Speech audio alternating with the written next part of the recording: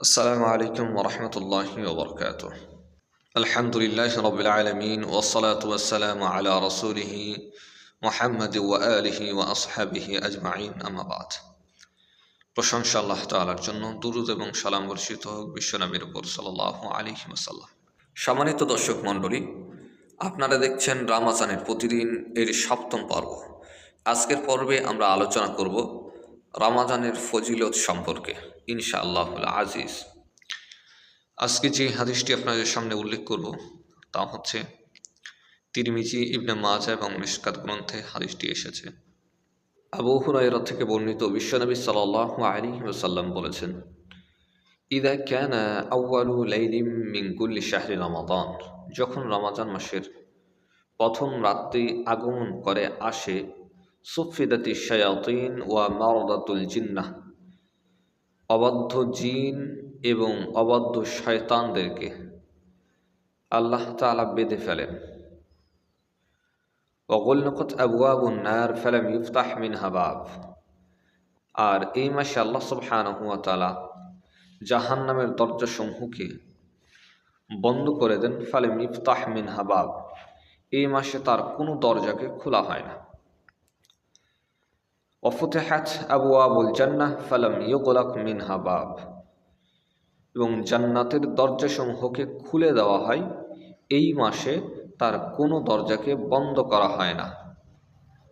পরের অংশে বিশ্বনবী সাল্লাল্লাহু আলাইহি সাল্লাম বলছেন যে, ওয়াইউনাদি মুনাদিন ইয়া বাগিয়াল খায়র আকবিল, একজন আহ্বানকারী আহ্বান করে বলেন যে, হে সত্যের অন্বেষণকারী, ভালোর অন্বেষণকারী, কল্যাণের অন্বেষণকারী, তোমরা যারা কল্যাণ পেতে চাও, কল্যাণকে খুঁজছো, তোমরা আরও অগ্রসর হতে থাকো।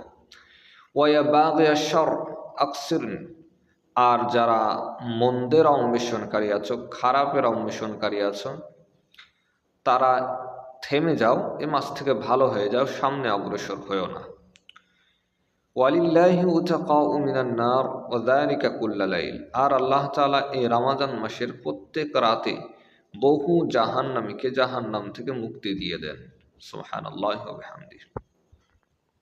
তাহলে বোঝা যাচ্ছে যে রমাজান মাসটা এতটাই ইম্পর্টেন্ট, এতটাই গুরুত্বপূর্ণ যে আল্লাহ তাআলা বান্দার জন্য এই মাসে শয়তানদেরকে, অবাধ্য জিনদেরকে বেঁধে ফেলছেন এবং জান্নাতের দরজাসমূহকে খুলে দিচ্ছেন। এই মাসে তার কোনো দরজা বন্ধ থাকে না।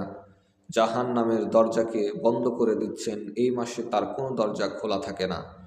এগুলা একমাত্র কারণ যে এটা আল্লাহ তাআলার রহমত, বরকত এবং ক্ষমা নেওয়ার অন্যতম মাস।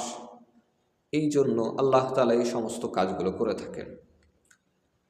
এবং একটি রিওয়ায়াতে এসেছে যে, ওয়াফি রাওয়ায়াতিন ফুতিহাত লাহু আবওয়াবুস সামা, আসমানের দরজাকেও খোলা হয়।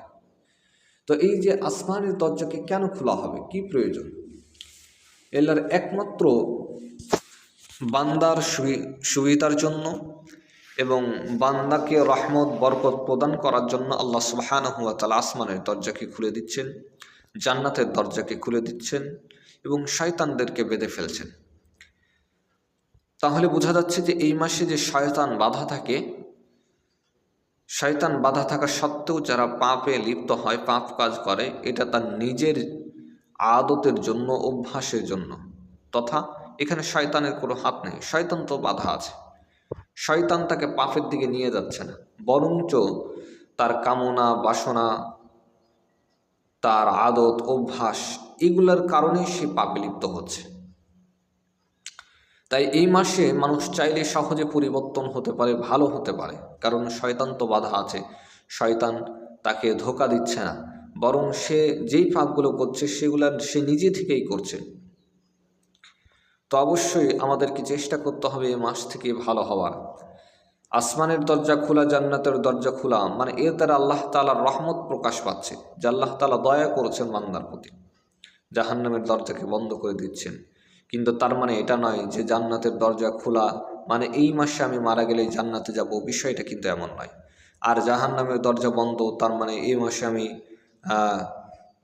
মারা গেলে জাহান্নাম থেকে মুক্তি পেয়ে যাব, জান্নাতে প্রবেশ করতে হবে না, বিষয়টা এমন নয়। এটা আপনার আমলের উপরে নির্ভর করবে, কিন্তু এর দ্বারা আল্লাহ তাআলার রহমতের প্রমাণ পাওয়া গেছে। আল্লাহ তাআলা এর দ্বারা তিনার যে রহমত বরকত তিনি বর্ষণ করেন এই মাসে, এটা প্রমাণ করেছেন। আর একজন আহ্বান করেন যে যারা ভালো চাচ্ছ তারা আরও অগ্রসর হও, আর যারা মন্দের অবসরকারী আছেও তারা এই মাস থেকে ভালো হও। এবং এই রমাজানের প্রত্যেক রাতে আল্লাহ তাআলা কত বহু জাহান্নামীকে জাহান্নাম থেকে মুক্তি দিয়ে দেন। তার মানে রমাজানের প্রত্যেকটা রাত খুবই ইম্পর্টেন্ট, খুবই গুরুত্বপূর্ণ। এই রাতগুলোকে যদি আমরা কাজে লাগাই, সহজেই আমরা জাহান্নাম থেকে মুক্তি পেতে পারি। কারণ আল্লাহ তাআলা এই রমাজানের এই রাতগুলোতে কত জাহান্নামীকে জাহান্নাম থেকে মুক্তি দেন তার কোনো হিসাবই নেই।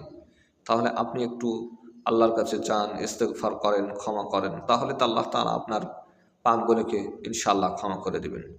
তাই এই ফজিলত যে রমাজানের আমরা শুনলাম, রমাজান মাসের এই ফজিলতটা অবশ্যই আপনি কাজে লাগাবেন এবং অনুধাবন ভালো মতো করবেন। আল্লাহ সুবহানাহু ওয়া তাআলা আমাদের সেই তৌফিক দান করুন। আল্লাহুম্মা আমিন। আসসালামু আলাইকুম ওয়া রাহমাতুল্লাহ।